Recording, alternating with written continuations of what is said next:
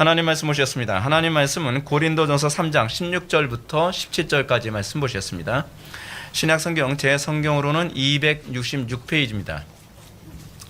신약성경 266페이지 고린도전서 3장 16절부터 17절까지의 말씀 찾으셨으면 제가 봉독하겠습니다. 너희는 너희가 하나님의 성전인 것과 하나님의 성령이 너희 안에 계시는 것을 알지 못하느냐. 누구든지 하나님의 성전을 더럽히면 하나님이 그 사람을 멸하시리라. 하나님의 성전은 거룩하니 너희도 그러하니라. 아멘. 이 시간은 용어 정리 43번째 강의가 되겠습니다. 성전, 교회, 그리고 천국이라는 제목으로 하나님 말씀 증거하도록 하겠습니다. 성전, 교회, 그리고 천국. 항상 제가 이제 용어를 제가 강의할 때에 제가 한 단어만을 가지고 하나의 용어만을 가지고서 제가 이제 강의를 했는데 이번에는 왜 세 개냐? 이 세 개가 하나의 개념을 가지고 있기 때문에 그렇습니다. 저도 이제 기존에 이제 용어 강의를 하던 방식과 다르게 이 세 개의 용어를 하나의 개념으로 이제 이 돋보기처럼 이 렌즈 빛을 이렇게 모아야 되는 이런 식의 작업이 저도 좀 많이 부담스러웠고 그리고 좀 많이 힘들었던 것이 사실이지만 이 부분을 이해했을 때에 여러분들이 성경을 이해하는데 상당히 도움이 많이 됩니다. 여러분들 성경을 읽으면서 여러분들이 성경을 잘 이해하는 아주 중요한 방식이 하나 있습니다. 그것이 뭐냐면 성경에서 동의어처럼 사용되어지는 용어들이 있다는 겁니다. 그러니까 우리는 성경을 읽으면서 용어의 표현이 다르다 보니까 이 말과 그러니까 이 단어와 이 단어, 이 용어와 이 용어가 우선 다른 의미로 쓰여진다라고 생각하지만 실제로는 사도들이나 그렇지 않은 성경의 기록자들이 이 용어를 같은 의미, 같은 개념으로 사용하는 경우가 상당히 많습니다. 예를 든다면 바울이 서신서를 이제 기록을 할 때에 서신서에서 은혜라는 단어를 상당히 많이 사용합니다. 내가 그리스도의 은혜로 말미암아 사도된 나 바울은 뭐 이런 표현이 나오죠. 근데 거기서 은혜로 말미암아라고 하는 이 표현은 사실은 구원이라는 단어를 대체해서 사용한 용어입니다. 그러니까 사도 바울에게 있어서 구원은 은혜라고 하는 단어는 소위 그 구원과 동의어로 사용되어지는 경우가 많다는 거죠. 물론 여러분들 문맥에 따라서 이 은혜라고 하는 것은 거저 주시는 선물이라는 개념으로도 많이 사용됩니다. 근데 문맥의 흐름에 따라서 간혹가다는 사도 바울이 구원이라는 단어를 굳이 사용하지 않고 은혜라는 단어를 사용하는데 그 이유가 무엇이냐면 구원의 속성을 좀 더 선명하게 이해하도록 하기 위한 아주 지혜로운 접근 방식이죠. 근데 그것이 이제 구약과 신약에서 흔히 나타나는 방식입니다. 그러니까 여러분들이 이 성경을 읽다 보면 성경이 굉장히 문학적인 접근 방식이 많아요. 그래서 성경에 나오는 용어 하나하나가 굉장히 치밀하게 계산되어지고 연구되어져서 나온 용어들이 상당히 많다는 거죠. 마찬가지로 성전과 동의어처럼 사용되는 천국, 그리스도, 교회도 사실은 하나의 개념에 주로 초점이 맞춰진 용어들입니다. 때로는 문맥적으로 이것이 다른 개념으로 드러나기도 하죠. 예를 든다면 성전 하게 되면 여러분들은 처음에 딱 머릿속에 떠오르는 것이 무엇입니까? 건물이죠. 건물. 그렇죠. 소위 성막을 이제 건물로 이제 건축한 것이 이제 성전입니다. 이렇게 사용되어지는 거 이것도 뭐 틀리진 않죠. 또 천국은 신자가 죽으면 종국에 가게 되어질 영원한 낙원, 영원한 세계, 내세, 여러분들 그렇게 딱 떠올리죠. 뭐 그것도 뭐 틀리지 않습니다. 또 그리스도 하게 되면 여러분 항상 뭐가 떠오르죠? 백성들을 구원하시는 구원자, 이런 식으로 이제 많이 떠올리게 됩니다. 또 교회 하게 되면 뭐가 떠오릅니까? 교회 떠오르면 여러분들 건물이 떠오르죠. 그러면 안 되죠. 다시 한번 제가 말씀드릴 거지만 교회 하게 되면 구원받은 성도들의 모임입니다. 이렇게 이제 용어가 어떠한 문맥에 따라서 그 의미가 이렇게 주로 나타나죠. 그런데 이렇게 시대적으로나 문맥적으로 다른 개념을 내포하고 있는 이 용어들이 같은 개념을 담지하고 있어요. 왜 이런 식으로 했을까요? 왜?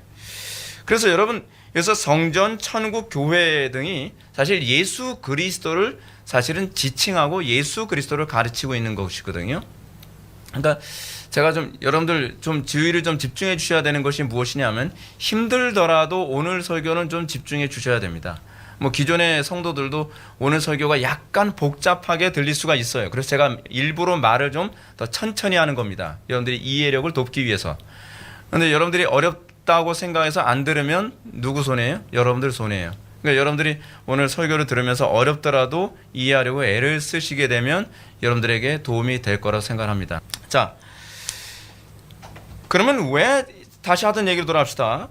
왜 성경은 굳이 성전, 천국, 교회 이건 예수 그리스도 하면 될 거 가지고 왜 이런 식으로 다양한 용어를 중복해서 사용하도록 했는가? 이 말은 성육신하신 예수 그리스도께서 성전과 천국과 교회의 특징을 다 가지고 있기 때문에 그래요. 그러니까 여러분 이게 하나의 제가 용어 한 단어만을 가지고서 제가 용어 정리할 때는 그걸 그냥 이렇게 생각하시면 됩니다. 그냥 2D로 설교하는구나, 평면적으로 설교하고 있구나 라고 생각하시면 됩니다. 근데 제가 여러 개의 용어를 하나의 용어에 집중해서 얘기하는 건 마치 3D와 같습니다. 특히 예수 그리스도라고 하는 이 분에 대해서 우리가 인식을 하려면 우리는 평면적으로 이해하면 안 됩니다. 그러다 보니까 마치 위, 아래, 양 옆에서 보는 것처럼 다양한 용어들이 사용되어지고, 그래서 예수 그리스도는 어떤 분이신가? 성전과 같은 특성을 가지고 계신 분이시다. 예수 그리스도는 어떤 분이신가? 교회와 같은 특성을 가지고 계신다. 예수 그리스도는 어떤 분이신가? 하나님의 나라, 천국과 같은 요소를 갖고 계신다. 그래서 이런 특성적 요소를 우리가 집약을 하여 그리스도를 바라보게 됐을 때에 그리스도께서 어떻게 보이냐면 3D로 보이게 되는 거예요. 입체적으로 납득이 되어지는 겁니다. 이제 여자들이 주로 이제 메이크업 하지 않나요? 메이크업을 이제 하게 되면 여자들이 요즘 메이크업이 뭐 3D 메이크업을 이제 많이 한다 그러더라고요. 그런 거 못 알아보겠어요. 네. 이게 누구야? 네. 근데 또 더 이제 힘든 게 뭐냐면 요즘 메이크업 그 스타일이 굉장히 비슷한 스타일이 많잖아요. 그러다 보니까 딱 메이크업을 하고 보면 이게 누구야? 다 똑같은 거예요. 네. 그러니까 이 입체적인 것이 얼마나 사람들의 시각을 다르게 만드는지 몰라요. 그러니까 우리가 때로는 그렇지 않나요? 사진을 딱 봤는데 사진을 볼 때와 저 사람을 입체적으로 봤을 때 딴 사람처럼 착각되는 경우도 많잖아요. 문제가 그거예요. 여러분들이 가지고 있는 신앙생활에 있어서 그리스도를 평면적으로만 본 사람은 그리스도를 잘 이해하지 못해요. 그런데 그리스도를 다양한 용어에 의해서 입체적으로 보게 됐을 때 그리스도를 이해하는 폭과 깊이가 훨씬 넓고 깊어진다는 사실입니다. 근데 사실 성경의 주인공이 누구죠? 그리스도시죠. 그러다 보니까 그리스도를 이해하기 위해서 상당히 입체적인 장치들이 많이 있다는 거죠. 그 입체적인 장치들이 다양한 용어들이 바로 그리스도께 집중되게 한 겁니다. 그 중에 대표적인 건 몇 개만 제가 꼽은 것이 성전, 그리고 교회, 하나님의 나라, 또는 다시 얘기하면 천국이라고 얘기할 수 있는 것이죠.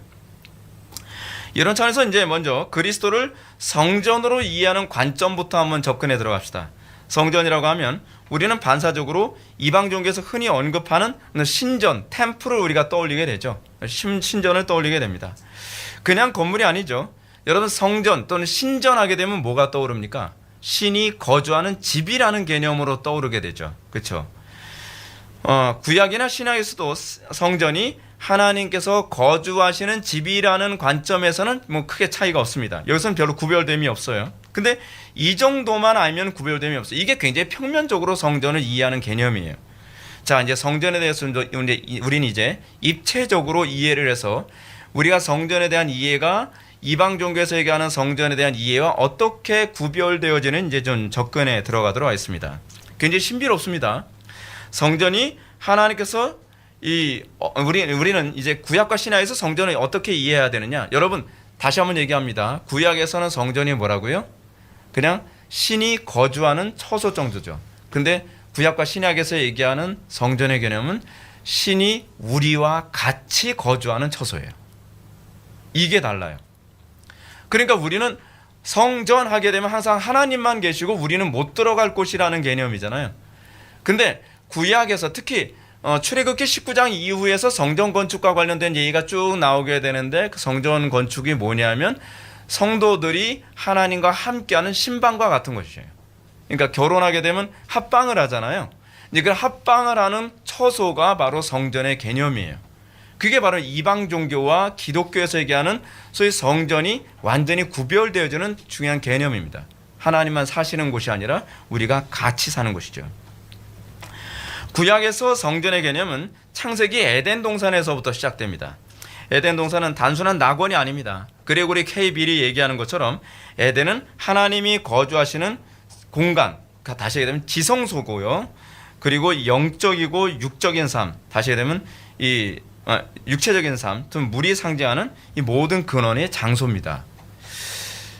에덴 동산이 성전이라는 점은 에덴 동산의 성전과 많은 부분에서 공통점이 있기 때문인데 이 성전의 구조가 에덴 동산의 구조와 동일해요. 그래서 우리는 에덴 동산 하게 되면 낙원으로 떠올리는데 사실은 에덴 동산은 성전입니다. 근데 제가 다시 한번 또 강조해드리지만 에덴 동산은 하나님만 계시는 곳이 아니거든요. 에덴 동산은 누구도 같이 있죠?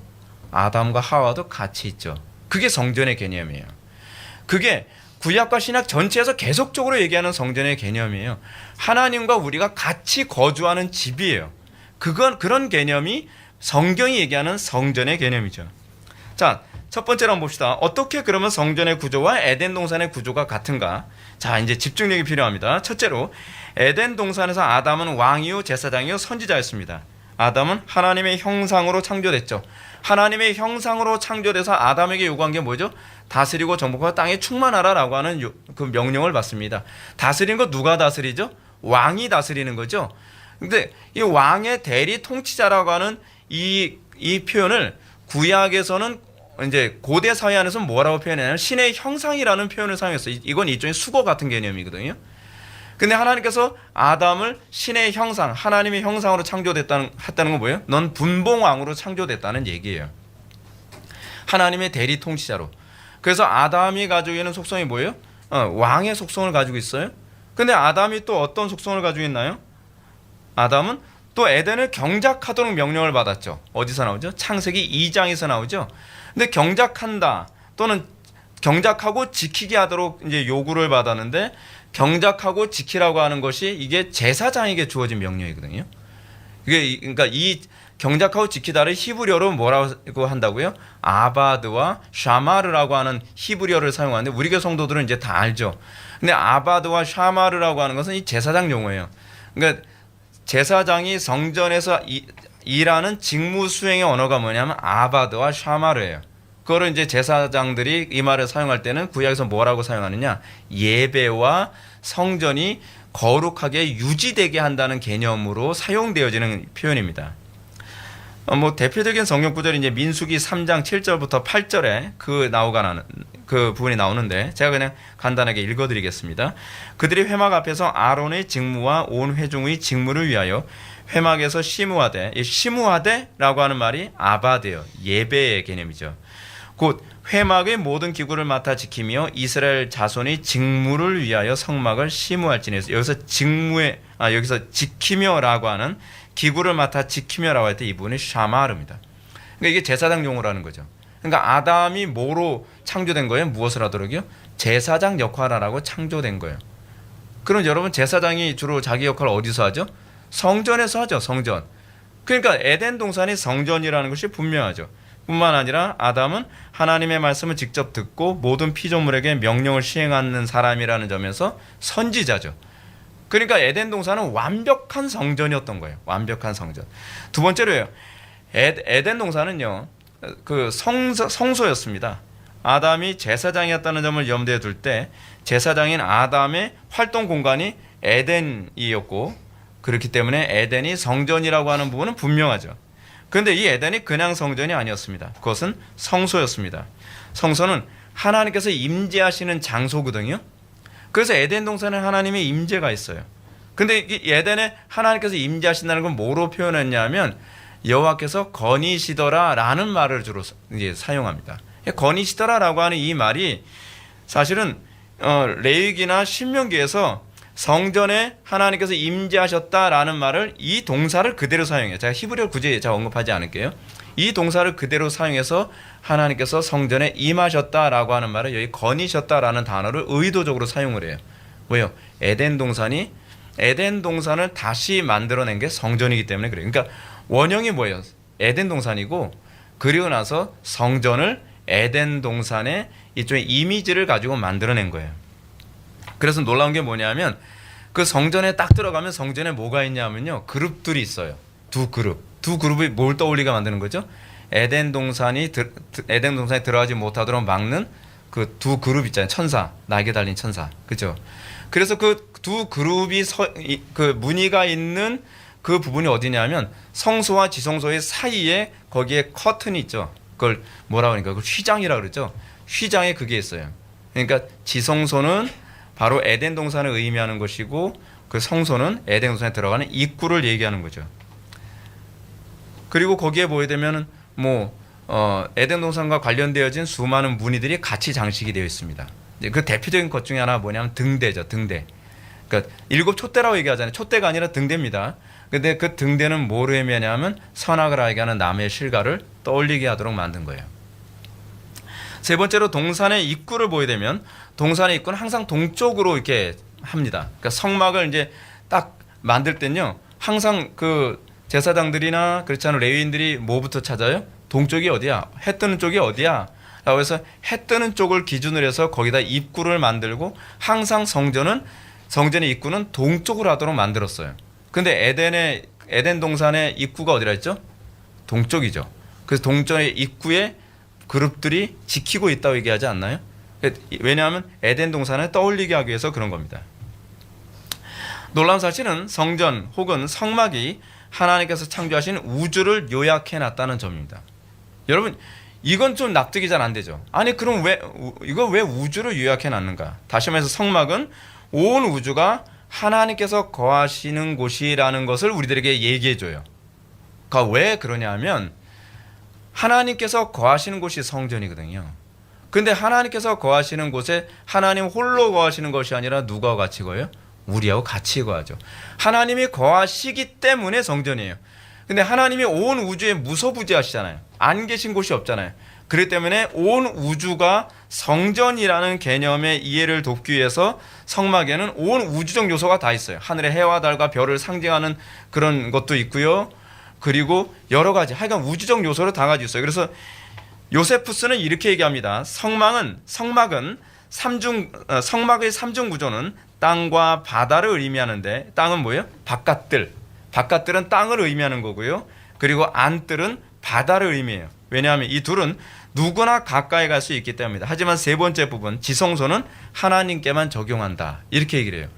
그래서 지금 이 요세푸스가 볼 때에도 이 성전은 뭘 요약하는 거냐면 하나님의 나라, 그러니까 천국, 그리고 이 대기권 밖의 우주, 그리고 땅이라는 개념을 이미 여기에 다 요약해 놨다는 겁니다. 그래서 바깥들은 가시적인 지구, 인간이 살고 있는 땅과 바다 모두를 포함하고요. 그리고 성소는 가시적인 하늘을 표상합니다. 그 지성소는 하나님이 거하시는 영역을 표상하죠. 쉽게 말해 성전은 그냥 하늘과 땅과 우주, 전 우주를 그냥 설명해 놓고 있는 거예요. 하나님이 계시는 곳과 그리고 우주, 지상세계 전체를 요약해 놓은 것이 성전입니다. 흥미로운 게 뭐냐면 여러분, 인간의 몸을 또 연구한 사람들이 뭐라 하는지 아세요? 인간의 몸은 소우주 같다 하잖아요. 근데 그 말이 맞는 얘기예요. 성경적으로 맞는 얘기예요. 실제로 우리의 영혼은 하나님과 관계하는 영역이죠. 그렇죠? 그리고 우리의 육체와 우리의 모든 영역들이 진짜 우주를 요약해 놓은 것 같아요. 근데 그게 하나님께서 인간의 몸을 성전으로 창조하셨기 때문에 그런 거예요. 이게 아주 묘합니다. 근데 여러분, 인간을 성전으로 창조하셨는데 문제가 뭐예요? 하나님이 우리 속에 거하시지 않으면 성전이 안 된다는 게 문제입니다. 우리가 성전의 구조를 가지고 있다고 해서 성전이 아니라, 여러분, 성막에서 하나님의 신이 떠나면 그건 홀리 텐트가 아니에요. 그냥 모럴 텐트가 될 뿐이에요. 그냥 평범한 텐트예요. 인간도 똑같아요. 인간도 아무리 우주적인 온 우주를 요약해 놓은 그런 존재로서 인간을 창조하셨어도 우리의 마음속에 하나님을 영접하지 않으면 그냥 모럴 텐트가 될 뿐이에요. 평범한 텐트일 뿐이라는 얘기죠. 여기서 강조하고자 하는 것은 성전 혹은 성막이 특정한 건물로 이해하는 것은 매우 좁은 관점이라는 겁니다. 창세기는 이미 온 세상이 하나님께서 거주하시는 성전이라는 점을 가르치고 있습니다. 온 우주가 성전이에요. 온 우주가.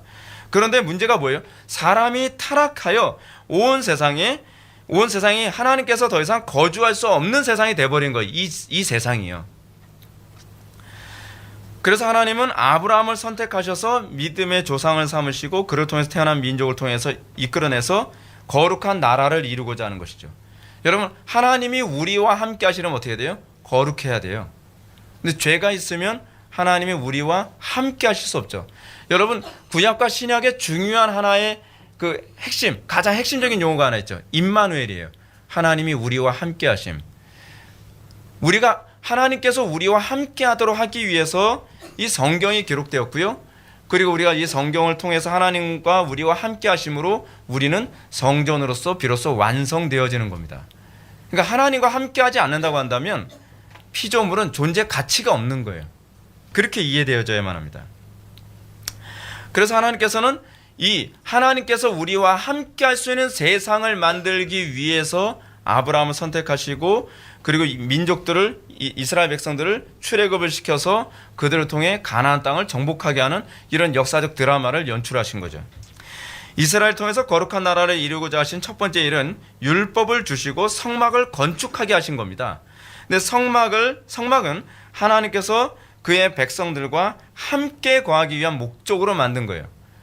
여러분, 성막이 없기 전에는 하나님은 어디 계셨어요? 시내 산에 거하셨죠. 근데 하나님께서 모세에게 너 성막을 건축해라. 그래서 성막이 이제 뭐냐면 홀리 텐트거든요. 구별된 텐트라는 얘기예요. 쉽게 얘기해서. 그래서 다른 여러 텐트들 사이에 홀리 텐트를 하나 만들어서 그 홀리 텐트에 하나님이 거하시는 거예요. 왜요? 이스라엘 백성들과 같이 거주하기 위해서 홀리 텐트를 만드신 거예요. 하나님께 집이 필요해서가 아니에요. 하나님은 집이 필요하지가 않아요. 왜냐하면 온 우주가 하나님이 거하시는 처소이기 때문에 그런 거죠. 근데 타락한 인간과 하나님이 함께 거주하시기 위해서 또는 그들의 죄의 문제를 해결해 주시기 위해서 의도적으로 하나님께서는 내가 명령하는 대로 식양으로 성막을 만들면 내가 그 안에 거주해서 죄로 가득한 너희들과 같이 내가 공존하겠다라는 차원에서 성막을 건축하도록 명령하신 겁니다. 근데 이것 또한 예표예요. 이제 요한복음으로 넘어가면 요한복음에서 이 사건을 실제적으로 어떻게 조명을 하냐면 요한복음 1장 14절에 이렇게 얘기합니다. 말씀이 육신이 되어 우리 가운데 거하심에 우리가 그의 영광을 보니 아버지의 독생자의 영광이요 은혜와 진리가 충만하더라 라고 얘기합니다. 여기서 거하심에 라고 하는 헬라어 스케노라고 하는 말은요, 이게 번역이 좀 약해요. 어떤 의미냐면 천막을 치다라는 얘기예요.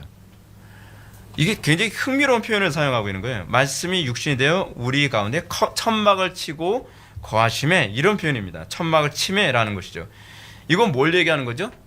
성육신 사건을 떠올리게 하는 겁니다. 성육신은 인간의 육신을 입고 하나님께서 오신 사건이에요. 근데 어떻게 오신 거죠? 그러니까 우리와 똑같은 육신을 입고 오시는데 그 육신에 하나님께서 거하셔서, 그걸 성육신, 인카네이션이라고 얘기하죠. 성육신 하셔서 우리와 함께 거주하시는 거예요. 이게 이제 이 놀라운 그 신비적인 사건이죠. 근데 이 성육신 사건을 구약에서는 하나님께서 사람들 사이에 거주하기 위해 사람들이 거하는 천막으로 오셨다라고 의도적으로 이런 표현을 사용하고 있는 거예요. 이렇게 사람들이 사는 천막으로 오신 하나님은 그들과 함께 가나안 땅으로 가십니다. 이스라엘이 가나안 땅으로 들어갈 때 하나님은 그들에게 요단강을 건너서 진군할 걸 명령하시죠. 근데 이 요단강은 그냥 건너가는 땅이 아니에요. 요단강으로 건너간 사건을 보게 되면 하나님께서 이스라엘 백성에게 요구합니다. 법궤를 어깨에 둘러매고 그리고 요단강을 밟으면 요단강이 갈라질 거야 라고 얘기하죠. 왜 그렇게 복잡한 과정을 그들에게 요구하셨을까요? 법궤는 예수 그리스도를 상징하거든요. 그러니까 예수 그리스도의 은혜로 말미암아 법궤 위에 뭐가 있어요? 두 그룹이 이렇게 날개 이렇게 하고 있잖아요. 그러니까 두 그룹이 자리를 비켜서 하나님의 백성들이 그 땅에 들어갈 수 있도록 길을 열어준다는 것을 예표로 보여주고 있는 거죠. 그래서 요단강이 딱 갈라지고 그 사이로 이스라엘 백성들이 들어갑니다. 근데 요단강이 이스라엘 땅 지형 구도로 딱 보게 되면 아주 정동쪽으로 있어요. 정동쪽으로 있다는 건 요단강이 뭐예요? 성전된 그 땅에 진입해 들어가는 입구라는 얘기예요. 무슨 인디아나 존스 같죠? 예. 그 입구로 들어감으로써 이제 성전 회복을 위한 전쟁이 시작되는 거예요. 예. 자, 그러면서 하나님께서 이스라엘 백성들에게 요구한 것이 무엇인가?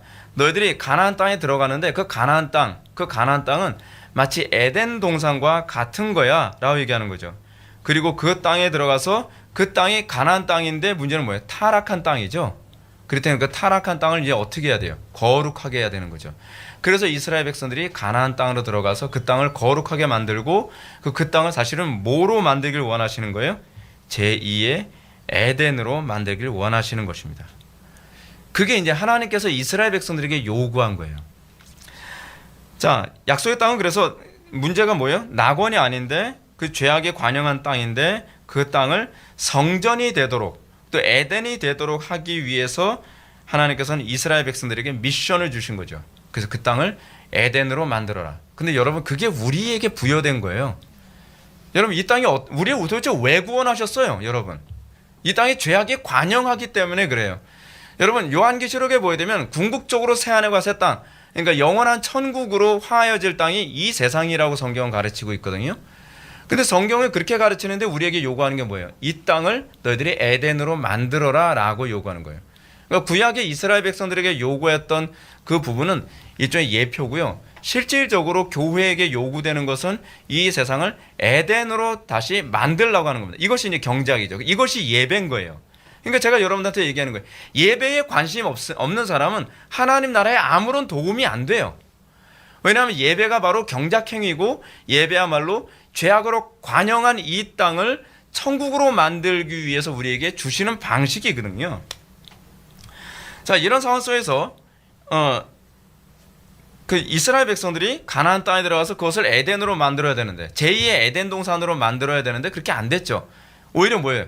범죄하고 우상 숭배하고 죄악을 범하죠. 그러고 나니까 어떻게 해요? 그 땅이 어떤 땅이라고요? 죄악을 범하면 토해내는 땅이에요. 에덴 동산하고 원리가 똑같죠. 에덴 동산에서 이스라엘 백성이 아담과 하와가 범죄하니까 어떤 현상이 나타나요? 쫓겨났잖아요. 그리고 문이 닫혀버렸죠. 똑같아요. 이스라엘 백성이 범죄하니까 가나안 땅에서 쫓겨나죠. 어떻게 해요? 바벨론 포로로, 그리고 나중에는 로마의 포로로. 그래서 쫓겨나서 그 땅의 문이 닫혀버리는 거예요. 에덴 동산이 안 되게 하신 거죠.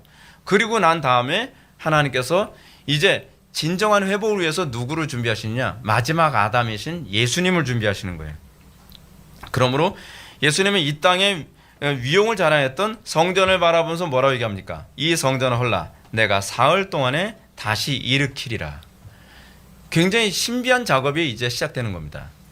듣는 사람들이 이 말이 의미하는 바가 뭔지 몰랐어요. 지가 뭐길래 성전을 무슨 알라딘의 마술 램프에서 나오는 무슨 지니도 아닌데 무슨 성전을 3일 만에 건축을 해? 말도 안 되는 소리. 이렇게 얘기가 나오는 거죠. 근데 이것에 관해서 요한이 뭐라고 설명합니까?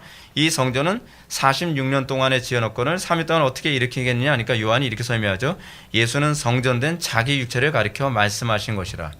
그래서 진정한 성전의 실체가 바로 예수님이시라는 것을 요한이 설명해 주고 있는 거죠. 예수님께서 박해를 받으시고 3일 만에 죽으셨다가 부활하시는 것, 이것이 바로 성전을 허물고 새 성전을 건축하는 방식이라는 거죠. 성육신하신 예수님, 그분이야말로 참된 성전이라고 하는 것을 사도 요한은 수신자들에게 그걸 설명해 주고 있는 겁니다. 어렵죠? 어려워도 귀담아 들으셔야 돼요. 어쩔 수 없어요. 자, 제가 왜 이렇게 어렵더라도 이런 설교를 하냐면 한국 교회가 이 지경이 된 이유가 뭐냐면요, 수준이 낮아서 이 지경이 된 거예요. 여러분 영국 교회나 미국 교회들 보게 되면 경건한 교회들은요, 교인들이 알고 있는 신학적 수준은요 거의 부목사님들 수준을 능가해요. 그래서 신학을 엉터리로 공부하면 적응이 안 될 정도예요. 특히 청교도 시대 때는요, 청교도 시대의 목회자들의 일반적인 수준이, 평신도들의 일반적인 수준이 웬만한 교리는 다 알고 있을 정도였어요. 그래서 제가 이렇게 교리 설교하고 제가 이렇게 신학적인 얘기를 하면 이제 어떤 분들은 그러죠. 김 목사 맨날 논문 발표하냐? 이런 얘기 하는데 그건 잘못 알고 있는 거예요. 신학이 원래 그런 거예요. 교인들이 철학적으로, 여러분 학교에서 여러분 전문적으로 철학 배우지 않나요? 그래서 여러분들이 전문적으로 철학하는 사고로 익숙해져 있잖아요. 근데 왜 우리는 신학적으로 사고하기 위해 교회에서 배워야 되지 않죠? 그 일관성 있게 생각해 보세요. 여러분들은 이제 예배당에 와서 예수를 믿기 시작을 하면 여러분들은 이제 신학적으로 사고하는데 훈련이 돼야 돼요. 왜냐하면 여러분들이 신학적으로 사고하는데 훈련이 안 되면 여러분들이 철학적으로 사고하는 걸 깨뜨릴 방법이 없어요. 그렇기 때문에 어려워도 여러분들 이거 배워야 되거든요. 그래서 여러분들이 힘들어도 집중을 좀 많이 하셔야만 합니다. 자, 이제 이 정도까지만 알아도 우리는 예배당을 성전이라고 부르는 이런 어리석음을 범하지 않겠죠. 이 문제가 뭐냐면 오늘날 사람들이 자꾸 예배당 건축이라고 얘기하지 않고 성전 건축이라는 말을 너무 쉽게 합니다. 목사님들이 이런 말을 하시면 곤란해요. 적어도 교리를 배웠고 신학을 아신다는 분들이 성전 건축을 한다? 그럼 뭐 해로 되겠다는 얘기입니까? 그 웃기는 얘기잖아요. 성전 건축이 아니거든요. 예수님의 부활 승천 이후부터 더 이상 건물로서의 성전은 존재하지 않아요. 그래서 예수님께서 성전을 없애버린 거거든요. 하나님께서요. 성전의 실체는 바로 예수님 자신이십니다. 오늘날에도 예배당 건축을 목표로 하시는 목사님들이 성전 건축이라는 표현을 주저하지 않아요. 근데 꼭 이게 좀 폼이 나거든요. 우리 성전 건축합시다. 폼이. 근데 여러분 인생은 폼생폼사가 아니에요. 여러분 정확한 개념으로 말을 해야죠. 이런 표현을 통해서 건물을 자꾸 어떻게 해요? 여러분들이 보고 있는 이거 강대상 그 건물. 그럼 이것이 여러분 성전이면 어떻게 해요? 이거 성전이면 이게 성물이 되는 거죠. 성물. 그래서 옛날에 어땠어요? 여자 성도님들이 뭐 집사님들이나 권사님들이 이제 강대상 닦을 때는 목욕제기 하고 옛날에 그러셨어요. 왜냐하면 여기가 요 라인은 뭐라고 생각했냐면 지성소 옛날에 전 그런 얘기도 들었어요. 여기 옛날에 휘장 있었던 곳이야. 휘장 있었던 곳인데 예수님이 십자가 못 박혀 돌아가시면서 짝짓. 그래서 그걸 상징하기 위해서 여기다 빨간색으로 이렇게 커튼 같은 거 달아놓은 교회들도 있었어요. 옛날에. 그래서 저는 그게 진짜로 그런 줄 알았어요. 그래서 그 여자분들이 막 그 강대상 청소하고 여기 할 때는 목욕제기 하고 그다음 아침부터 기도 열심히 하고 나 죄 지은 거 없나?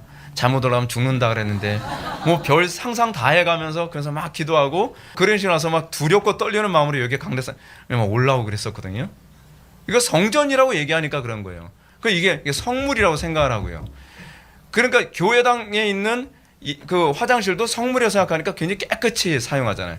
근데 그런 인간들이 꼭 공공 화장실은 더럽게 써요. 왜 그래요? 이 성속 이원론 때문에 그런 거예요. 교회 안의 것은 성물이고 교회 밖에 있는 것은 속물이라고 생각을 하는 거예요. 그런 인간이 속물이죠. 여러분 그러다 보니까 여러분 근데 이렇게 논리를 하니까 왜 이런 논리를 사용하냐 하면 성전 건축하게 되면 교인들이 헌금을 잘 내거든요. 그렇죠? 그래서 전 직접 들은 얘기인데 아주 대형 교회에서 어떤 목사님이 그런 얘기를 해요. 여기다가 기괴한 논리를 갖다 붙여요. 예배당이 성전이기 때문에 이 성전의 벽돌 하나하나가 예수님의 몸이래요. 이야 기가 막히죠. 예, 제가 이름만 대면 다 아는 인천의 엄청 큰 교회 목사님이 그렇게 뭐 은퇴하셨는데 그런 얘기예요. 제가 그 설교 들으면서 어이가 없더라고요. 어이가. 그러면서 뭐라요? 벽돌 하나하나가 예수님의 몸이고 예수님의 세포니까 여러분들 헌금 하나하나가 예수님의 몸을 세우는 거래요. 이거 무슨 논리죠? 해괴망측한 궤변을 막 늘어놓는 거예요. 그럼 여러분 성전이 예수님의 몸인 거 맞죠? 이거 맞는 얘기예요. 무슨 루소도 아니고 루소가 이런 회개한 궤변을 많이 늘어놓거든요. 장자크 루소가. 근데 성전이 예수 그리스도의 몸인 건 맞는데 예배당이 성전은 아니죠. 여기서 이제 궤변이 나오는 거예요. 궤변이. 예배당의 성전은 아니에요. 근데 여기다 예배당의 성전이라는 논리를 연결해서 건물을 그리스도의 몸이라고 하다 보니까 건물이 신성시 되는 거예요. 근데 정작 신성시해야 될 건 뭐예요? 우리 몸이거든요. 우리가 성전이거든요. 그러니까 우리가 성전이라고 한다면 여러분 성전된 몸을 가지고 있는 우리가 간음할 수 있어요? 없어요? 없죠. 우리의 몸을 신성시해야죠. 우리가 거룩해야죠. 우리가 언행심사 조심해야 되겠죠. 진짜 거룩해야 될 건 우리거든요. 우리 자신. 근데 건물이 성전이라고 얘기하다 보니까 우리는 개판으로 살고 예배당만 빡빡 닦는 거예요. 광나게. 그러면 우리가 천국 갈 거라고 생각을 하는 거죠. 그거 잘못 알고 있는 겁니다. 그러니까 개념이 잘못되니까 이런 문제가 발생하는 거예요. 예배당 분명히 필요합니다. 예배당 없어도 된다는 얘기 아니에요. 청교도 시대 때도요. 신대륙으로 딱 건너가자마자 자기 집 먼저 짓지 않고 뭐부터 졌죠? 예배당 먼저 졌어요. 왜냐하면 상징적인 의미가 있어요. 우리는 신앙이 우선이다라는 차원에서 예배당을 먼저 진 거예요. 좋아요. 그리고 그 사람들은 또 하나 중요한 게 뭐냐면 예배당이 없으면 성도들이 정기적으로 모여서 신앙의 공동체를 이룰 수가 없어요. 그렇기 때문에 예배당을 먼저 지은 거예요. 그것은 잘한 겁니다. 자, 우리가 예배당이 없으면요, 우리의 믿음이 약화돼요. 왜냐하면 우리가 정기적으로 모이지 못하기 때문에. 그런 차원에서 우리가 없는 돈 털어가면서 헌금해 가면서 예배당을 짓는 겁니다. 그럼에도 불구하고 예배당은, 잘 들으세요, 예배당은 수단입니다. 이게 목적이 되면 곤란합니다. 목회자가 목회의 목적을 예배당 건축으로 삼으면 이건 문제가 심각해집니다. 목회의 목적은요, 부활하신 예수님께서 베드로에게 요구하신 것처럼 내 양을 치라, 내 양을 먹이라, 여기에 초점이 맞춰져야만 합니다. 양들을 영적으로 굶주리지 않게 하고요, 늑대와 이리로부터 보호하는 일을 하는 것이 목회의 목적입니다. 그거를 위해서 강단에선 바른 말씀이 선포되어야 되고, 때로는 권징이라고 하는 치리가 있어야 되고, 그런 목회가 필요한 거죠. 근데 목회를 예배당 건축, 그래서 어떤 분이 이력서 보니까 예배당 건축 9개 했다고 10개 했다고 그거 이력서에 올려요. 예배당 건축 많이 한 거 여러분 이력서에 올릴 일 아닙니다. 하나님께서 너 예배당 건축 얼마나 했니? 전 이 상태에서 죽으면 저 지옥 갈 것 같아요. 예배당 건축 하나도 못했으니까. 근데 예배당 건축을 이 이력서에 올라갈 문제가 아니거든요. 하나님께서 보시는 건 넌 목자로서 양들을 이 늑대와 이리, 다시 해야 돼, 이단이라든지 잘못된 가르침으로부터 얼마나 보호했어. 그리고 그들을 어떻게 잘 양육했어. 어떻게 영적으로 굶주리지 않게 했어. 이게 이제 목회자의 관심사가 되어야 되거든요. 목자가 해야 될 일이 그거 아니에요. 목자가 양의 가죽만 탐내고 말이에요. 목자가 양고기 탐내면 그거 문제가 있는 거 아니에요? 목자가 관심해야 될 게 뭐예요? 이 양들이 굶주리지 않도록 하기 위해서 푸른 초장, 맑은 물가로 인도하고, 그 늑대와 이리 같은 야생 짐승이 나타날까봐 항상 노심초사, 양들 다 잠들 때 목자는 잠도 못 자요. 어디서 그런 것들이 오게 됐지. 그게 이제 목자의 직무인데, 목자의 직무가 뭔지 자체를 망각하고 있는 거예요. 목자가 뭐에 관심 있어요? 양들에 관심 없고 울타리에만 관심 있다고 생각해 보세요. 그 이상한 목자 아닌가요? 그 사람 목자가 아니라 목수 아닌가요? 목수. 그렇잖아요. 울타리에 관심을 가지니까. 이게 정말 이게 용어에 대한 개념이 잘못되니까 이상하게 돌아가는 거예요. 고린도전서 3장 16절 보면 사도 바울은 고린도 교회를 향해서 뭐라고 얘기합니까? 너희가 하나님의 성전인 것과, 여러분들이 하나님의 성전이래요. 그래, 하나님의 성령이 너희 안에 거하시는 것을 알지 못하느냐? 우리 속에 또는 우리 가운데에 하나님의 성령이 임하는 것을 알지 못하느냐라고 반문합니다. 교회가 성전입니다. 교회를 자꾸 건물로 떠올리면 안 됩니다. 건물은 예배당 또는 교회당이라고 불러야 합니다. 우리 한국 초대교회 때는 예배당 간다, 교회당 간다, 이제 그런 얘기를 했어요. 또는 예배당 건축, 교회당 건축. 그래서 간판도 보여드리면 요즘 약간 보수적인 교회는 뭐냐면 대한예수교회 장로회 회복의 교회 예배당, 이런 식으로 쓰는 교회가 있어요. 우리 나중에 예배당 건축하면 그렇게 할 거예요. 네. 굉장히 중요한 의미가 있죠. 예배당, 이건 건물 예배당이에요. 우리가 진정으로 이런 호칭을 분명하게 구별해야 건물을 신성시하는 풍토가 사라지게 됩니다. 그리고 교인들 모임 자체를 거룩하게 하겠죠. 여러분, 우리들의 모임 자체가 거룩한 모임이에요. 그래서 이제 9월달 되면 총회라는 걸 합니다. 여러분 원래 교회 구조가 있잖아요. 맨 상위에 총회가 있고 그 밑엔 노회가 있고 그 다음에 당회가 있거든요. 근데 총회 모임을 가질 때 거기다 항상 앞에다 뭘 붙이냐면 성총회라는 말을 써요. 또는 성노회. 왜냐하면 거룩한 모임이라는 의미거든요. 진짜 거룩해야 되는 건 그거거든요. 우리의 모임이 거룩해야 돼요. 맨날 모여가지고 이상한 소리야. 맨날 뭐 부동산 투기했더니 뭐 얼마고, 뭐 주식 투자했더니 얼마고, 뭐 강남 8학군 뭐 어쩌고저쩌고 뭐 그런 얘기 하라고 모이는 것이 교회가 아니라 세상과 구별된 모임, 그 안에서 거룩함과 신성한 모임이 되도록, 그리스도가 중심이 된 대화를 하는 모임이 되도록 하기 위해서 하나님께서 우리에게 구원을 주시고 교회를 만드신 거예요. 교회를 창조하셨죠. 한국교회는 분명하게 교회와 예배당을 구별했어요. 교회는 구원받은 성도들의 모임을 뜻하는 겁니다. 그게 교회예요. 루이스 펄코프는 교회를 이렇게 얘기합니다. 루터와 칼빈에게 있어서 교회는 단지 성도들의 단체, 즉 그리스도를 믿고 성화되며 그들의 머리이신 그리스도와 연합된 자들의 단체였다. 우리가 교회인 거예요. 건물이 교회가 아니라요. 우리는 바로 앞에서 예수님 자신이 성전이라고 한 사실을 기억합니다. 그런데 바울은 다시 교회가 성전이래요. 왜 바울은 이렇게 주장하는지요? 이 주장이 이상하잖아요. 바울이 이런 주장은 궤변 아닙니다. 논리적 비약도 아니고요. 여기엔 성경적 타당한 이유가 있습니다. 그 타당한 이유가 뭔가? 첫 번째로 고린도전서 3장 16절에서 얘기하는 것처럼 하나님의 성령이 너희 안에 거하기 때문에 성전이라는 거예요. 그냥 아무나 성전이 아니에요. 제가 여러분들 부를 때 성도라고 부르잖아요. 거룩 성자를 붙이죠. 그 거룩 성자를 붙인 이거를 영어로 뭐라 하는지 아세요? saint라고 해요. saint. 그리고 성도들 할 때 saints 복수형을 사용해서 saint를 사용하거든요. 우리가 세상과 구별된 존재예요.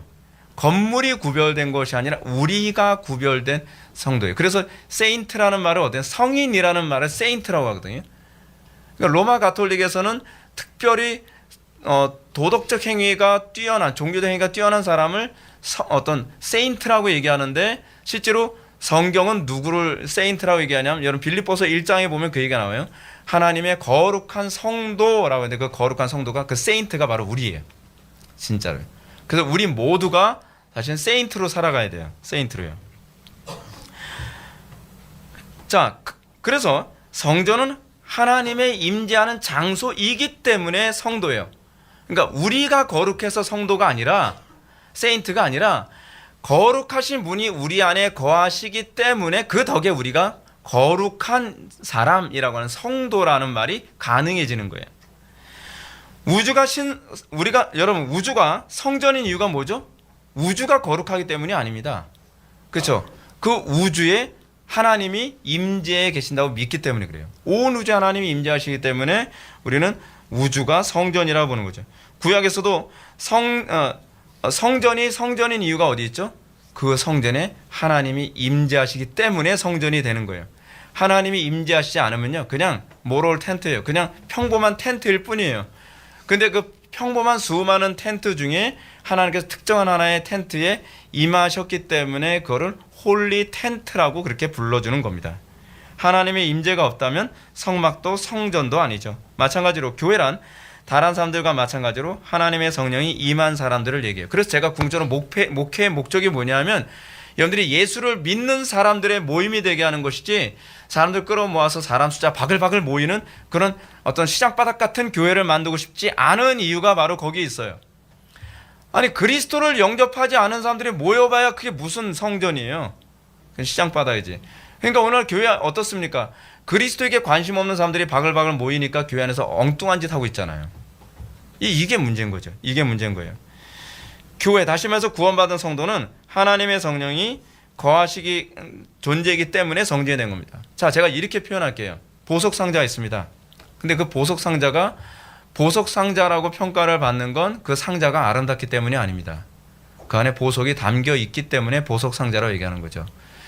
여러분, 그냥 별 볼 일 없어 보이는 통에다도 보석을 담아 놓으면 그건 보석상자가 되는 거예요. 꼭 이뻐야만 보석상자가 아니죠.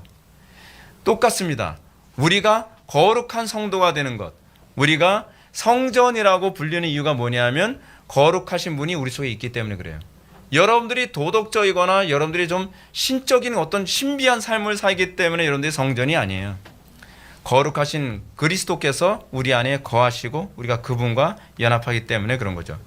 두 번째로 교회가 성전인 이유는 바울은 이렇게 얘기합니다. 그리스도를 머리로 한 지체이기 때문이라는 거죠. 바울은 우리 많은 사람이 그리스도 안에서 한 몸이 되어 서로 지체가 되었느니라라고 얘기합니다. 신자는 한 성령으로 세례를 받은 몸이에요. 그래서 그리스도와 연합됐기 때문에 성전인 거예요. 그러니까 그리스도께서 모퉁이 돌이 되시죠. 그래서 그분 때문에 우리를 성전으로 불러주는 겁니다.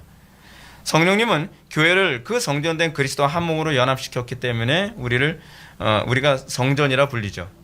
바울은 에베소 교회를 향해서 얘기합니다. 너희도 성령 안에서 하나님의 거하실 처소가 되기 위하여 그리스도 예수 안에서 함께 지어져 가느니라.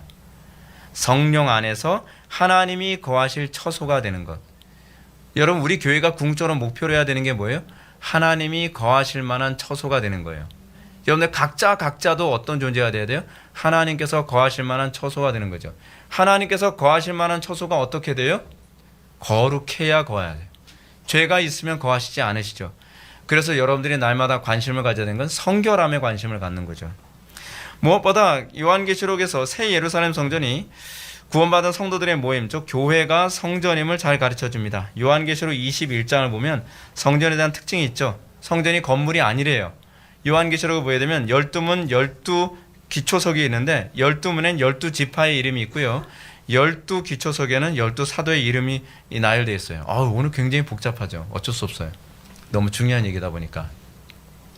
12사도의 이름이라고 하는 것은 구약에 구원받은 성도들을 얘기하는 것이고요. 신약에 구원받은 성도들 얘기하는 것이 12지파는 구약시대 때 구원받은 사람들을 지칭하는 거예요. 그러니까 종말에 오게 되어질 새 예루살렘이라는 것이 뭘 얘기하는 거예요? 신약시대와 구약시대에 구원받은 모든 성도들을 지칭하는 표현이죠. 그게 바로 성전이라고 요한계시록도 얘기해주고 있는 겁니다. 그러므로 베드로는 내가 거룩하니 너희도 거룩할지어다 라는 명령을 교회에게 선언합니다. 하나님만 거룩하면 될 거 아니에요? 근데 베드로는 뭐라 하냐면 하나님이 거룩하시니 너희도 거룩해야 된다는 거예요. 왜요? 우리는 그리스도와 한 몸을 입은 성전이 되기 때문에 그렇습니다. 예배당이 거룩해야 된다는 것이 아닙니다. 여러분 각자가 거룩해야 돼요. 세상과 구별돼야 돼요. 성도는 자신의 삶, 자신의 몸, 자신의 생각을 세상과 구별되게 해야 돼요. 그래서 제가 이런 교리를 가르치는 거죠. 신자들의 모임은 거룩해야만 합니다. 우리의 모임이 세속의 모임과 별반 다를 바가 없다면 그 문제가 많은 거예요. 한국 교회를 보게 되면 어때요? 교인들이 모여서 하는 대화를 보게 되면 밖에 나와서 카페에서 아줌마들 수다 떠는 내용들하고 별반 차이가 없어요. 그게 무슨 교회예요? 그렇잖아요. 교회에 모이는 사람들이라면 좀 구별됨이 있어야 되는 것 아니겠습니까? 안 믿는 사람들이 교회에 왔을 때 제일 관심 갖는 것 중에 하나가 뭔지 아세요? 예수 믿는 사람들은 무슨 얘기하나? 그거에 관심 많이 갖는데요. 근데 안 믿는 사람들이 예배당에 왔더니 예수 믿는 사람들도 별로 다르지 않더라는 거예요. 뭐 음란한 얘기도 하고, 그리고 뭐 돈 자랑 같은 거 얘기하고, 뭐 세상적인 얘기, 뭐 다를 바가 없네. 거기에 구별됨이 없다면 그건 교회가 아니죠. 성전이 아니죠. 여러분, 우리가 정신 똑바로 차려야 돼요. 왜 한국 교회가 이 지경 됐냐면 교회가 뭔지를 몰라요. 교회에 대한 정체성 자체가 없어요. 성경이 우리에게 얘기하는 교회란 세상과 구별되는 거예요. 그래서 세상 사람들이 교회에 등록하고 교회에 다니게 되면 그들의 대화와 관심사와 생각이 점점 거룩해져 가야 되겠죠. 그렇죠? 그래서 고린도전서 3장 16절 보면 바울이 이렇게 얘기합니다. 교회가 하나님의 성전임을 알지 못하느냐라고 엄하게 말한 후에 누구든지 하나님의 성전을 더럽히면 하나님이 그 사람을 멸하시리라. 하나님의 성전은 거룩하니 너희도 그러하니라 라고 얘기합니다. 신자가 죄로 더럽히면 어떻게 해요? 하나님께서 멸하실 거라고 얘기합니다. 진짜 거룩하게 보존해야 될 대상은 건물이 아니라 여러분들 각자예요. 여러분들 말 한마디 한마디, 행동 하나하나, 그리고 여러분들이 보는 것, 듣는 것, 이 모든 것에 있어서 세상 사람들과 구별된 거룩함이 있어야 돼요. 한국교회가 이게 없으니까 하나님께서 멸하시는 작업하시잖아요. 이 멸하시는 작업이 여러분 역사 안에서 수도 없이 진행됐죠. 그것 중에 하나는 뭐예요? 그 러시아 혁명이 그거예요. 교회가 세상과 구별되지 않고 종교적 형식만 가득하니까 하나님께서 러시아에서 혁명을 일으켜가지고 교회 씨를 말려버렸잖아요. 하나님께서 하신 일이에요. 하나님께서요. 근데 한국교회가 정신 못 차리죠. 한국교회가 이거 회개해야 되는 거예요. 근데 이 성전된 교회를 신약에서는 또 하나님의 나라라고 얘기합니다. 오늘 굉장히 복잡하죠. 근데 이게 하나로 다 연결된 개념들이에요. 하나님의 나라는 하나님의 통치를 말하죠. 동시에 예수님 자신입니다. 뭐 이렇게 복잡해? 그렇죠? 성전된 교회가 하나님의 나라라고 하는데 또 하나님의 나라가 또 예수님 자신이래요. 어떻게 하나님의 나라가 또 예수님 자신이 됩니까? 예. 자, 오늘 여러분들 이 설교는 반복해서 들으시면서 여러분들 해야 될 작업이 하나 있습니다. 머릿속에 개념을 잡기 전에는 반복해서 들으셔야 돼요. 제가 이렇게 설교하는 건요, 제 머릿속에는 이렇게 개념이 잡혀 있어요. 저는 그냥 머릿속에서 나오는 대로 타이핑을 해가지고서 지금 설교 원고를 만들었거든요. 근데 이렇게 여러분들의 머릿속에 이게 개념이 잡혀 있어야 돼요. 그냥 저는 제 머릿속에 있는 게 이거예요. 그래서 여러분들도 이렇게 생각하기를 바라는 거죠. 그 예수님께서 바리새인들에게 말씀하시지 않습니까? 바리새인들이 예수님께 얘기하죠. 하나님의 나라가 어느 때 임하겠습니까? 라고 질문을 던지니까 예수님이 이렇게 말씀하십니다. 하나님의 나라는 볼 수 있게 임하는 것이 아니요 또 여기 있다 저기 있다고도 못하리니 하나님의 나라는 너희 안에 있느니라. 근데 너희 안에 있느니라 라고 하는 이 말을 잘 아셔야 돼요. 이 말을 잘못 해석하는 분들이 있어요. 너희 안에 있느니라 라고 하는 이 영어 번역을 보면 The kingdom of God is within you라고 얘기합니다. 그래서 within에 해당하는 헬라어 엔토스라고 하는 말이 뭐뭐 사이에라는 얘기예요. 그래서 among이라는 단어로 번역하는 성경도 있어요. 다시 말해서 바리새인들 사이에 있는 예수님 자신이 바로 하나님의 나라라는 거예요. 하나님의 나라가 언제 임하겠습니까? 했더니 내가 지금 너희 사이에 임했잖아. 내가 하나님의 나라야 라고 얘기하는 거예요. 그러니까 이 바리새인들이 납득하기가 어려운 거예요. 하나님의 나라 하면 국가의 개념으로 이해되어지거나 그렇지 않으면 죽어서 가는 곳이라는 개념이라고 생각을 하는데 예수님이 또 뭐라고 말씀하세요? 내가 하나님의 나라야 라고 이렇게 말씀하시는 거죠. 가는 어떤 분은 이 말씀을 너희 마음속으로 해석하는 경향이 있어요. 하나님의 나라가 너희 안에 있느니라. 근데 이 본문은 그 얘기가 아니에요. 왜냐하면 바리새인들 마음속에는 하나님의 나라가 지금 임하고 있지 않거든요. 그렇다고 한다면 이 본문은 그렇게 해석하면 안 되죠. 너희들 사이에 among 또는 between, 그렇죠? 그 among 뭐 셋 이상이잖아요. 거의 뭐 셋 이상 있었나 봐요. 그래서 among you and you, 너희들 사이 안에 있는 내가 하나님의 나라야라고 이렇게 얘기하고 있는 겁니다. 이렇게 하나님의 나라가 또는 천국이 다양한 표현으로 이해될 때 교회가 곧 하나님의 나라라는 결론에 이제 도달하게 됩니다. 이건 이제 게알더스 보수는 이렇게 얘기합니다. 예수님의 교회와 인자의 나라가 일치되는 점은 메시아를 통치자로 하는 인간들이 그 나라의 몸을 구성하고 있다는 점이다. 무슨 말인지 모르겠죠. 나중에 책으로 나오면 읽어보세요. 하나님의 나라는요, 그리스도 안에서 응축이 돼요. 딱 요약이 됩니다. 우리가 하나님의 나라예요. 교회가. 왜요? 하나님의 나라이신 그리스도와 연합했기 때문에 그래요. 그리스도께서 성전이기 때문에 우리가 성전이죠. 왜요? 우리는 그리스도와 연합됐기 때문에. 마찬가지로 그리스도가 하나님의 나라이기 때문에 우리가 그리스도와 연합되어져서 우리 또한 하나님의 나라가 됩니다. 우리가 흔히 천국 하나님의 나라에 되면 영원한 내세를 떠올립니다. 여러분들 어떻습니까? 예수 믿는 거 참 복잡하게 믿고 싶지 않죠? 예수 믿고 천당 간다는 얘기하지 뭘 이렇게 복잡하게 얘기해. 그러니까 기독교인들 보면 돌대가리한 소리를 하는 거예요. 교회는 주로 뭐가 많이 온다고요? 돌쇠, 돌여들이 많이 온다는 소리가 자꾸 나오는 이유가 그래서 그런 거예요. 생각을 안 하려고 그래요. 근데 여러분들이 아셔야 되는 게 뭐냐면 기독교는요, 생각을 안 하면 타락해요. 왜냐하면 하나님의 속성 자체가 이성적이고 합리적인 분이세요. 근데 여러분들이 생각을 하지 않으면 자동적으로 어떻게 우민하러 갈 수밖에 없어요. 그러니까 어떤 분이 목회하기 당연히 좋을까요? 당연히 맨날 했던 얘기 또 하고 5년 전에 했던 얘기 또 하고 계속 해도 그냥 허연 이빨 드러내면서 아멘 할렐루야만 외치면 얼마나 목회자도 편하고 그래요. 그러면서 교회가 타락하는 거예요, 여러분. 강단에서 여러분 교회사에서 보십시오. 종교개혁 이웃에서부터 루터, 칼빈, 이런 오웬 이런 사람들의 설교를 보면요, 거의 설교 한 편 한 편이 논문 수준입니다. 근데 그 설교를 통해서 어떻게 해요? 성도들의 의식 수준이 올라가는 거예요. 성도들의 의식 수준이 올라가면서 소위 선진국이라고 하는 문명을 형성을 해요. 선진국이라고 하는 문명을 형성하게 된 이유가 뭐냐면 기독교가 국민들의 의식 수준을 신학적으로 끌어올렸기 때문에 그렇습니다. 학교 교육이 아니에요. 교회 교육이 그렇게 만드는 거예요. 그래서 루터와 칼빈을 모르면 선진국을 알 수가 없죠. 자본주의를 이해할 수가 없고, 그리고 자유민주주의를 이해할 수가 없어요. 오늘날 우리나라 사회 안에서 자유민주주의 또는 자본주의를 얘기하는 사람들이 루터와 칼빈을 빼고서 얘기하는데, 그럼 뭐 할 거예요? 그러면 자유시장경제 얘기하면 뭐 할 거예요? 거기서 약육강식 생존경쟁밖에 할 얘기가 없어요. 왜요? 루터와 칼빈을 모르면 프로테스탄트 윤리를 이해할 수가 없거든요. 윤리가 없는 자본주의를 무슨 얘기를 하겠냔 말이에요. 그러니까 자본주의 없어져야 된다는 마르크스 같은 사람들의 말이 설득력이 있죠.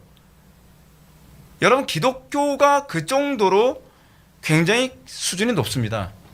근데 여러분들이 적응이 잘 안 되는 거죠. 근데 적응을 해야 돼요. 그래야 대한민국이 달라져요. 여러분들 흔히 생각하는, 그냥 단세포적으로 생각하는 천국, 그거는 여러분 이방 종교에서 다 할 수 있는 생각이죠. 불당에 가서 열심히 불공 잘 드리고, 그리고 선앙당에다 손바닥만 지문 없어질 때까지 계속 문지르면 천국 간다? 그러면 기독교가 이방 종교가 무슨 차이가 있냐 말이에요. 근데 성경이 얘기하는 천국 하나님의 나라는 그렇지 않단 말이에요. 그냥 내세적이지 않다는 얘기가 아니에요. 내세적이에요. 헷갈리죠. 그럴 수밖에 없어요. 저도 이거 공부하면서 정리하는데 시간이 많이 걸렸으니까 여러분을 거저먹는 거예요. 저는 수십 권을 읽으면서 정리한 건데, 천국은 틀림없이 죽어서 가는 내세 나라의 요소가 있어요. 그러나 성경의 문맥에서 볼 때 그 나라는 분명히 이 생에서 그리스도 안에 들어간 사람의 몫이에요. 그리스도와 연합한 사람들의 몫이에요. 왜냐하면 그리스도가 하나님의 나라니까, 그리스도가 천국이니까. 그리스도 안에 들어가지 않고 그리스도를 영접하지 않으면서도 천국을 운운하는 사람들은, 천국 갈 수 있다고 얘기하는 사람들은 거짓말하는 거죠. 무식하든지. 그렇기 때문에 사도 요한은 이렇게 얘기합니다. 이러므로 하나님의 자녀들과 마귀의 자녀들이 드러나나니 무릇 의로 행하지 아니하는 자나 또는 그 형제를 사랑하지 아니하는 자는 하나님께 속하지 아니하니라 라고 얘기합니다. 여러분, 그리스도와 한 몸을 이룬 형제들이 서로 사랑하지 않는다고 한다면 그 사람은 천국에 들어가 있지 않는 거죠. 그렇죠? 우리가 한 몸을 이루었다고 하는 그 분명한 확신이 있을 때에 여러분들이 천국에 들어간다고 확신할 수 있는 겁니다. 우리가 한 성령으로 세례를 받아서 우리가 한 몸을 이뤘다고 한다면, 그리고 그리스도와 한 몸을 이뤘다고 한다면 우리는 서로 사랑하는 게 옳습니다. 그리고 우리는 날마다 그 안에서 성전으로 지어져 가는 그 분명한 증거가 있어야죠. 우리는 이거 뭐라 그래? 성화라고 해야죠. 성화, sanctification. 교회는 천국에 갈 날만 기다리는 그런 사람들의 모임이 아닙니다. 도리어 천국의 도래를 기대하며 그의 나라를 이 땅에 구현하기 위해 힘쓰는 공동체예요. 구약에서 이스라엘 공동체가 하나님의 나라였던 것처럼 새 이스라엘 공동체인 교회는 또 하나님의 나라를 이뤄요. 이게 흥미로운 게 뭐냐면 우리는 죽어서 하나님의 나라에 들어갈 걸 기대해요. 그죠? 근데 우리는 하나님의 나라의 도래를 기대하는 존재예요. 근데 하나님의 나라의 도래를 기대하기 위해서 어떻게 해요? 우리는 넉넉히 있는 것이 아니라 그 나라를 이루기 위해 끊임없이 싸우는 존재죠. 하나님의 나라를 현실화시키기 위해 끊임없이 이 땅에서 투쟁해 나가고 싸워가며 그 나라가 도래했을 때에 우리가 비로소 기뻐하는 것이죠. 언제 그 나라가 완전히 도래하죠? 예수님의 재림 때. 그렇죠? 그러나 그날이 올 때까지 교회는 그 나라 공동체로, 그 날이 올 때까지 천국을 현실화시키기 위해 싸우는 공동체가 돼요. 그것은 뭐라고 해요? 소금과 빛의 역할. 그래서 여러분들 가정에서 여러분들 하나님의 나라가 도래하기 위해 끊임없이 싸우죠. 기도하고. 아니 멱살 잡고 싸운다는 얘기 아니고요. 그렇죠? 진리로 싸우는 거예요.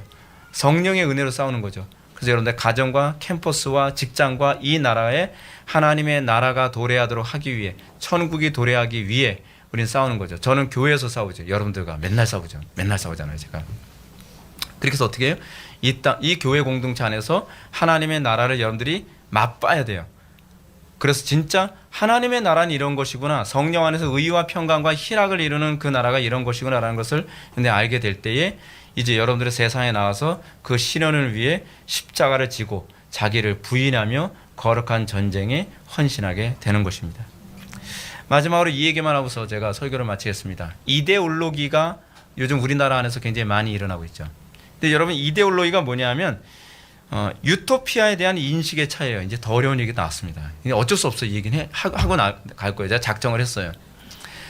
여러분, 간혹 가다가 이 사람들이 이런 얘기합니다. 제 설교는 다 좋은데 보수적이라서 싫다. 아니, 제 설교가 좋을 수밖에 없는 이유가 거기에 있는데 왜 보수적이라서 싫다는 저는 이해를 못 하겠어요. 여러분, 유토피아를 얘기한다는 얘기가 무엇이냐면 천국관을 얘기하는 거예요. 나는 이런 유형의 천국을 생각해. 근데 목사님이 생각하는 천국관과 내가 생각하는 천국관이 틀리기 때문에 난 목사님 받아들였었다. 그럼 제 설교를 뭘 들은 거예요 도대체? 유토피아라는 게 그겁니다. 제가 제 설교에 가장 충돌을 많이 일으킨 것이 뭐냐면 유토피아관 때문에 충돌을 일으키거든요. 천국관의 차이예요. 근데 각자가 제 설교를 좋다고 하는데 문제는 뭐냐면 각자가 추구하는 천국관이 달라요. 정치적인 천국관도 다르고요. 그래서 여기서 충돌이 일어나는 거예요. 어떤 분은 제 설교를 기껏 듣다가 제 설교가 정치적으로 보수기 때문에 제 설교를 끊었대요. 어쩔 수 없죠. 그 사람이 이제껏 헛들은 거예요. 잘못 들은 거예요. 여러분들이 정상적인 하나님의 나라에 대한 인식을 갖게 된다면 인간의 힘으로 유토피아를 건설할 수 있다고 하는 소위 레프트적 유토피아관을 따라갈 수가 없어요. 보수적 유토피아관은 하나님의 인간의 무능과 타락을 인정하고 오로지 하나님의 능력으로만 이 땅에 유토피아를 건설할 수 있다고 하는 믿음에서 출발을 해요. 그렇기 때문에 성경적인 천국관, 성경적인 하나님 나라관을 가지고 있다고 한다면 여러분들은 레프트가 될 수가 없어요. 좌익이 될 수 없다는 얘기입니다. 교회에서 이념적 갈등은 사실은 신앙의 문제입니다. 제가 왜 이념의 문제를 다루냐면 이 이념의 문제는 여러분들 각자가 생각하는 유토피아관 때문에 생기는 거예요. 생각해 보세요. 여러분들의 가정을 유토피아로 건설하고 싶어 하는 거 아닙니까? 여러분들 이 나라가 유토피아 되길 바라는 거 아니에요? 근데 여러분들이 생각하는 유토피아관과 성경이 생각하는 유토피아관이 다르거든요. 근데 상당수의 사람들이 마르크스나 그렇지 않으면 뭐 헤겔이나 그렇지 않으면 장자크 루소 같은 사람들이 생각하는 유토피아관을 따라간단 말이에요. 근데 그 사람들은 무신론자고 그리고 반신론적인 사람들이거든요. 근데 그걸 따라간다? 그럼 여러분들 신앙에 문제가 있는 거죠. 전 노골적으로 그렇게 얘기하고 싶어요. 이념, 즉 유토피아관이 바뀌지 않으면 회심이 일어나지 않습니다. 그래서 우리 교회 안에서 예수 믿고 변화됐다고 하는 사람들에게 가장 첫 번째 나타나는 것이면 이념적 변화가 항상 동반돼요. 제가 이념을 가르쳐서가 아니에요. 왜냐하면 유토피아관이 성경적으로 바뀌었기 때문에 그렇습니다. 자, 결론 들어갑시다. 성전교회 천국의 정의를 내리십시다. 성전교회 천국은 그리스도시다. 그리스도와 한 몸을 이룬 사람들이다. 이것이 성전교회 천국의 정의입니다. 기도하시겠습니다. 사랑이 많으신 하나님, 우리가 바른 신앙의 개념을 가지고 하나님을 섬기며 우리가 주님만 따라갈 수 있기를 원합니다. 우리의 믿음에 지혜를 허락하여 주시고 주께서 원하시는 선한 길로만 달려갈 수 있도록 복을 내려 주옵소서. 예수님의 거룩하신 이름으로 기도올옵나이다. 아멘.